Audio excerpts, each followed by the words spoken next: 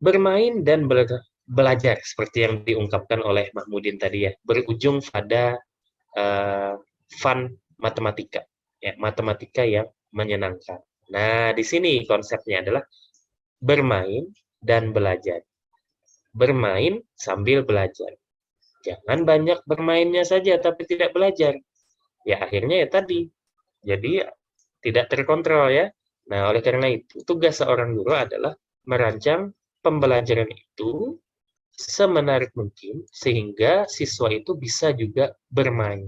Nah, disinilah mengapa matematika SD atau permainan matematika SD itu sangat diperlukan.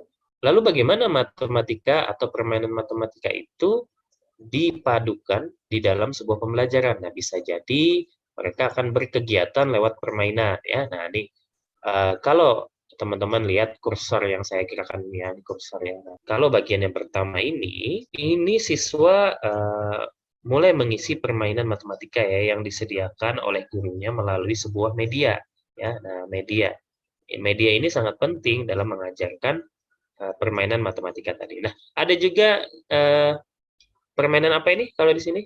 Namanya permainan apa? Badaku, Pak. Badaku. Kalau di daerah sana badaku ya sebutannya ya. Badaku ya. Kalau ini badaku ya. Atau kadang disebut dengan kalau dipadukan dengan matematika itu namanya menjadi Dakota. Nah, apa? Dakota ini singkatan dari Dakon Matematika. Nah, Dakon ini mungkin sama dengan Badaku, sama dengan Dakuan. Dakon ini adalah penyebutan untuk di Indonesianya kan seperti itu. Jadi kalau di setiap daerah kan berbeda-beda penyebutannya ya, tetapi untuk Dakon itu penyebutan yang umum begitu ya. Oke, nah ini semua melalui permainan. Ini semua melalui permainan ya. Oke. Nah, nanti sepanjang perkuliahan ini kalian juga akan merancang permainan apa yang kira-kira cocok untuk anak SD dan akan kalian mainkan. Nah, itu lebih seru lagi ya.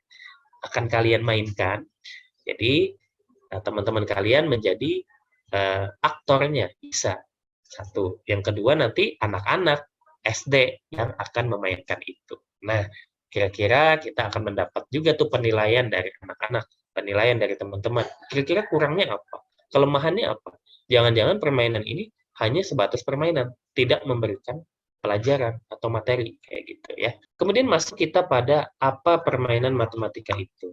Nah, yaitu suatu jenis permainan yang berkaitan dengan matematika. Nah, kan ini jelas ya, namanya juga permainan matematika.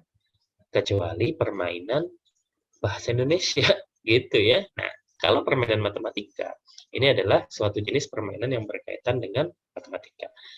Gunanya apa? Meminimalisir abstraknya. Nah, tadi kan matematika itu dikategorikan sebagai subjek atau mata pelajaran yang abstrak sifatnya. Nah, abstrak itu misalkan seperti tadi, akar 4 sama dengan 2. Nah, itu kan abstrak sekali ya. Misalkan 1/3 dikurang dengan 1/2. Nah, itu akan sulit dicerna oleh siswa kalau kita tidak menghubungkannya dengan berbagai jenis permainan yang cocok untuk mengajarkan konsep pecahan. Nah, itu nanti konsep pecahan ya. Nah, itu mungkin di kelas yang tinggi. Tapi kalau di kelas rendah itu kan tidak memungkinkan. Mereka harus belajar dulu tentang konsep penjumlahan, bilangan bulat, penjumlahan, bilangan caca, penjumlahan, bilangan asli. Demikian juga dengan pengurangan, perkalian, dan pembagian. Nah, saya tanya dulu nih, tadi siapa ya? Fitriatus deh ya, Fitriatus. Fitriatus sudah mengajar atau belum? Alhamdulillah sudah, Pak. Sudah ya. Sekarang mengajar di SD ya. Oke, Pak. Oke, di SD. Nah, baik. Mungkin eh, mungkin pernah juga nih mengajar matematika ya. Pernah ya? Pernah, Pak. Pernah. Nah, itu gimana cara mengajarkan konsep operasi bilangan asli lah seperti itu. Konsep penjumlahan pengurangan begitu dulu, yang sederhana dulu. Gimana caranya biasanya? Biasanya langsung aja, Pak, kayak 1 tambah 1 berapa. Tapi kadang, Pak, pernah pakai kertas warna-warni, Pak. Oke. Kan kelas 1, Pak. Mm-mm. Terus beli kertas folio itu, Pak. Kertas folio yang kecil. Ya. Folio yang kecil, terus ulun tulis. Ada satu ketua kelasnya juga tulis. Terus itu digulung-gulung, Pak. Digulung-gulung, digoncang di botol, terus cabut. Ya, menurut absen gitu nah, Pak. Iya. Dicabut, nomor 2. Ditulis 2. Terus teman yang lain lagi, Pak, nomor 3. Misalkan nomor 3 berarti 2 ditambah 3. Terus yang berdua ini, Pak, siun, Pak. Oke. Yang menang itu tunjuk temannya untuk jawab 2 tambah 3 tadi, Pak. Oke, iya. Nah, itu mungkin salah satu strategi dalam mengajarkan konsep penjumlahan. Nah, tetapi misalkan saya mengomentari apa yang dilakukan oleh Fitriatus tadi ya. Nah, itu mungkin masuk dalam proses semi konkret ya, atau semi abstrak gitu ya. Kenapa saya katakan demikian? Karena Ibu Guru Fitriatus, nah sebutannya kan gitu ya, Ibu Guru Fitri gitu ya. Ibu Fitri itu memberikan apa ya, semacam penjumlahan itu langsung seperti 1 misalkan ya tambah dengan 2. Nah, walaupun ini didesain menggunakan undian tadi ya, undian ke teman-temannya. Jadi misalkan teman-temannya dapat 2, teman-teman yang lain dapat 7, misalkan, lalu dijumlahkan, kemudian dituliskan di papan tulis. Begitu ya, Ibu Fitri ya, kira-kira ya. Kemudian dituliskan di papan tulis. Oke, nah kemudian hasilnya berapa? Nah, proses seperti ini termasuk di dalam proses semi konkret. Nah, itu bagus juga. Nah, tetapi mungkin ada beberapa siswa yang kira-kira nih ingatannya kan berbeda-beda ya. Ada yang ingatannya melekat, ada ingatannya yang mungkin langsung bisa menerima itu. Nah, ketika ada siswa yang masih belum bisa atau ingatannya masih agak lemah begitu tentang konsep matematika, teman-teman mahasiswa nih mungkin juga yang akan menjadi guru, ini bisa menerapkan sistem permainan matematika SD tadi. Artinya bahwa sebelum masuk pada konsep tersebut, gunakan media yang lebih konkret. Misalkan saja, nah mungkin teman-teman bisa ingat dulu ya ketika kursornya mana nih? Ketika oke di sini di bawah saja ya. Nah, ketika teman-teman dikasihkan misalkan korek api ya. Nah, ada yang korek api. Habis itu ada juga apa buah mungkin ya, buah kayak gitu. Karena bawa saja buah dari rumah kayak gitu. Buah apa yang paling banyak di sana buah apa? Ya, buah apa di sana? Saat ini musim apa sih di sana ya? Musim lengkeng ada nggak lengkeng mungkin? Ya, lengkeng dan lain-lain. Nah, bawa saja. Atau yang paling sederhana mungkin daun. Daun ya. Nah, daun. Daun. Nah, daun apa yang biasa dekat dengan sekolah itu? Pohon apa biasanya? Pohon ketapang, ya tidak? Nah, itu daunnya itu banyak sekali itu berserakan di halamannya tidak. Nah, suruh aja siswa itu instruksikan saja si siswanya mengambil sebanyak-banyaknya daun ketapang. Kemudian mereka mulai menghitung, mulai mulai membilang berapa jumlahnya begitu. Nah, si Anton ada 7 misalkan. Nah, lalu si Udin ya, Udin ya, ini ada 15 misalkan dapat ya, 15.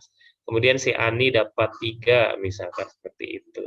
Nah, coba kamu gabung, misalkan daunnya tadi, lalu hitung berapa jumlahnya. Nah, kayak gitu. Hal-hal seperti itu kan mungkin itu adalah sesuatu yang sifatnya lebih konkret, namun belum merancang ke arah permainannya.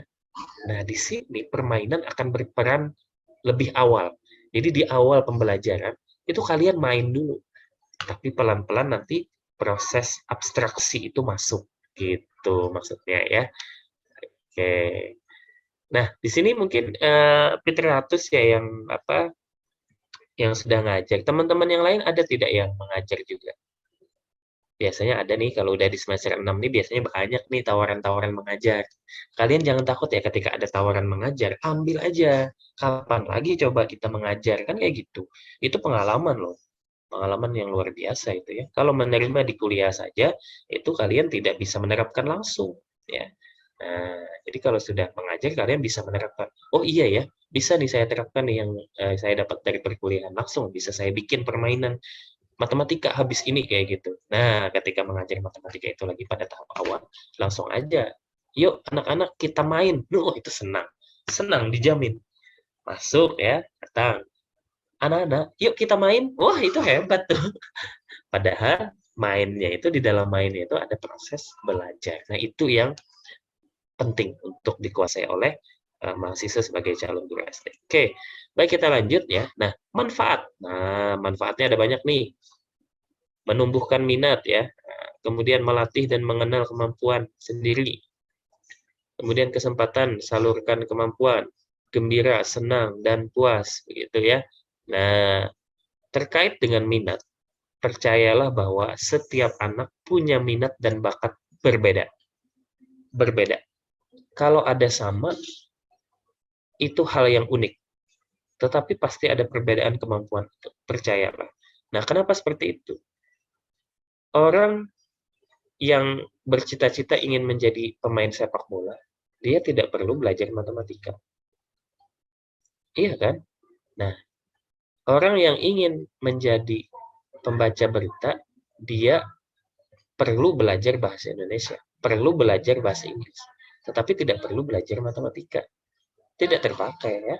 Nah, oleh karena itu, minat dan bakat itu berbeda-beda.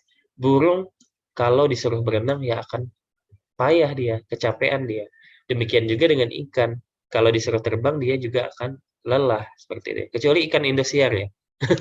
Ada tidak ikan Indosiar itu yang terbang kayak gitu. Nah, mungkin seperti itu juga dengan siswa-siswa kalian nantinya. Jadi jangan memperlakukan siswa kalian itu sama, beda. Nah, oleh karena itu kalian harus betul-betul menggali potensi yang ada pada diri mereka. Nah, salah satunya adalah membelajarkan konsep matematika melalui hal yang menyenangkan ya. Nah, kalau orang sudah mulai menyenangi, maka mereka akan bersedia untuk mendalami materi tersebut. Oke. Nah, inilah beberapa manfaat permainan matematika bagi anak ya.